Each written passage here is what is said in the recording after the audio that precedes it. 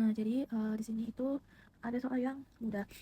Nah, jadi program ini tuh membuat sistem sederhana untuk menghitung biaya parkir menggunakan konsep OOP di Java. Ini untuk penjelasan kode-kodenya. Jadi yang pertama saya membuat kelas vehicle yang memiliki 3 atribut. Jadi yang pertama itu ada plate number harus parked, dan rate per hour.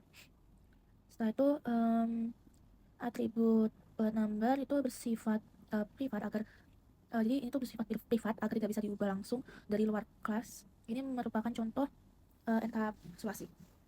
Selanjutnya saya menggunakan konstruktor.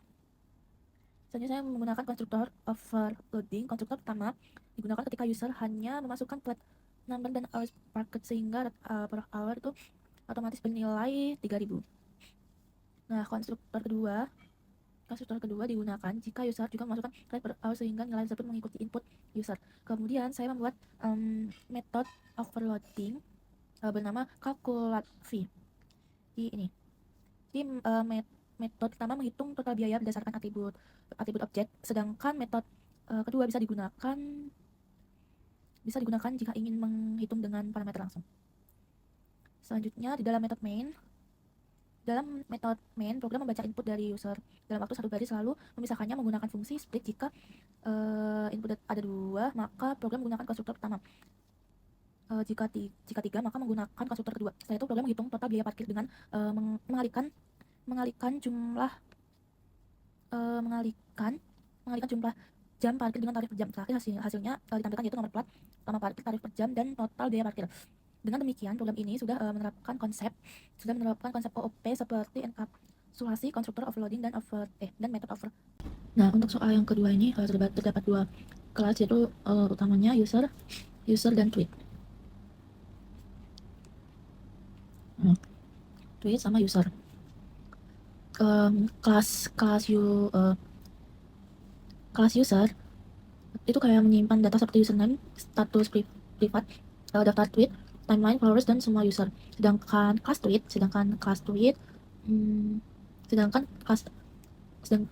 ini menyimpan isi tweet pengirim dan daftar user yang melakukan like. Pada kelas user ini tuh terdapat 2 konstruktor, yaitu satu untuk publik dan satunya itu untuk akun privat. Sama user disimpan dalam array static all user. Dan field tweet follow dibuat dengan pengecekan jika akun privat, maka hanya mengirim request. Jika publik, langsung menjadi follower. Request tersebut bisa diterima menggunakan metode accept.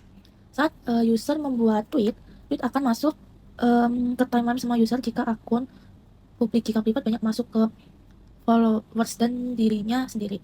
Untuk fitur like, program mengecek apakah user sudah pernah like atau belum, dan juga memastikan bahwa user tidak boleh like tweet dari akun privat jika belum. Nah, timeline itu timeline ditampilkan sesuai urutan tweet dibuat, dan setiap tweet itu menampilkan siapa saja yang memberikan like.